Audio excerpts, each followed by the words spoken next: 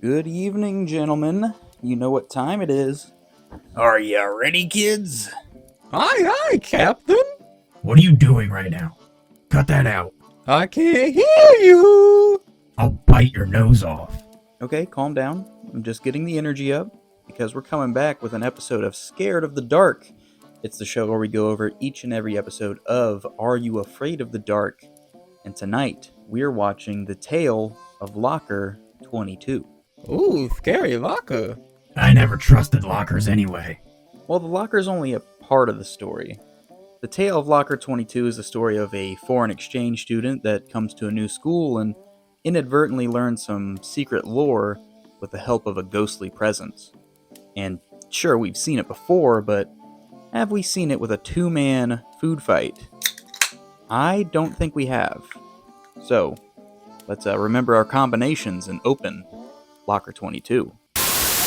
Tonight's episode starts with the members of the Midnight Society trying to guess what kind of monster Kristen will show up as, only for her to show up as the scariest monster of all time, a hippie.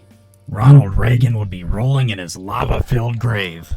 Yeah, he'd basically look like Anakin at the end of Revenge of the Sith. I hate you! You were my brother, Anakin! I'm sure he's down there looking up at us, shaking his fist right now. Kristen explains that her story is all about learning things from the past and launches right into her story, The Tale of Locker 22. In the story, we see an assistant principal showing a new exchange student to her locker, which is just a converted storage area. Apparently they're a little overcrowded here. Anyway, we flash to chemistry class, where the teacher's showing Julie how to suck things through a tube, and she ends up choking on it and smashing the glass all over the floor. I feel like that's not very safe. See, I always thought putting the chemicals directly into your mouth was a bad idea. When I was in school, we had those little plastic pipettes that you just kind of squeeze and it sucks the stuff up, and I didn't think those were really a new invention. Sounds like you learned science the pansy way. Drink those chemicals. It puts hair on your chest.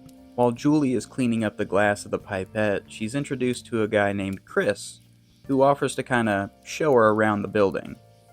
We also learn that Julie is French, which is also kind of scary.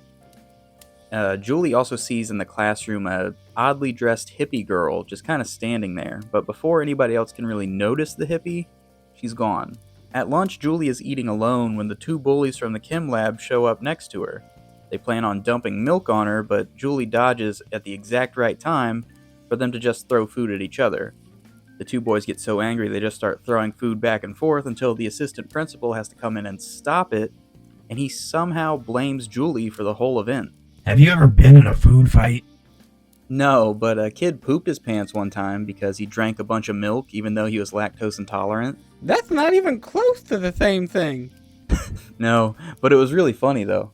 After the lunchroom incident, Julie goes back to her locker where she sees the hippie girl all over again. But this time the hippie girl disappears into nothing right in front of her. Obviously freaked out, Julie rushes out of the building, where she's intercepted by Chris, who tries to get her to stay.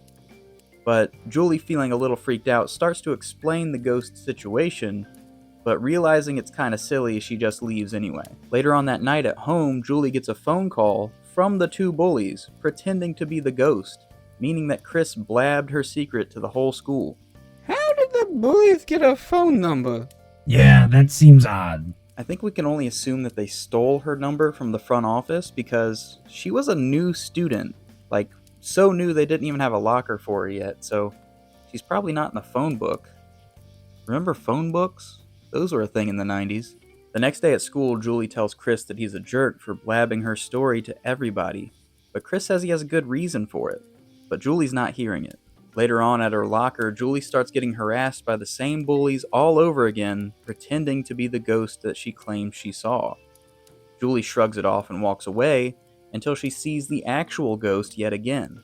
But this time the ghost gives her a bead necklace, and when Julie puts it on, she's instantly transported to a world of hippies, and everybody's referring to her as Candy. After seeing a young version of the assistant principal, Julie pulls the beads off and she's transported back to the 90s. Wait a minute. There's time travel now? Yeah, the twist kind of came out of nowhere, and as far as I know, we haven't time traveled in a story yet. Julie finds Chris at the end of the day and wants to show him these time travel beads that she found. But when the kids go back, everybody refers to Julie as Candy, and nobody really knows who Chris is. He's just a guy that happens to be there. Julie takes the beads off and the kids go back to the 90s, and they want to find out who this Candy Warren girl is. Chris goes around and asks the older teachers what happened with Candy Warren, where he finds out that she died in a chem lab explosion in 1968.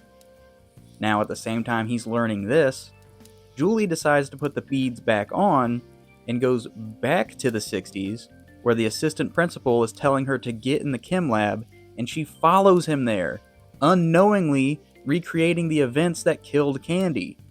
Okay, she's boned. There's no way for anyone to help her now.